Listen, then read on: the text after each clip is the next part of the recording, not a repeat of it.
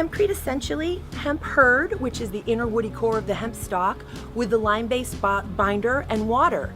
Thousands of years old, and what it makes is a mold-resistant, pest-resistant, rot-resistant, and fire-resistant, ultimate in indoor air quality, carbon sequestering construction infill that self-regulates vapor permeability, and self-regulates humidity, self-regulates thermal performance. In Hempcrete, obviously, it's an infill. If we could go back and rename Hempcrete, we would. We'd call it Hempfill, because it gives people the misimpression that Hempcrete is a substitute for concrete.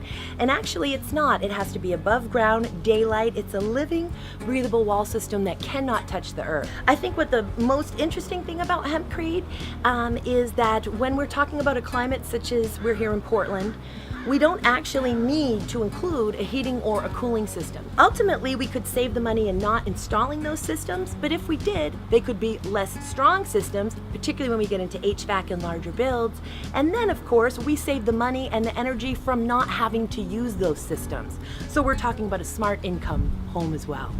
Of course, when we talk about modern day construction, we're talking about buildings that last maybe 50, if you're lucky, 80 years. More than 50% of our landfills are actually filled with construction waste from these basically temporary homes. A 40-year home is a temporary home.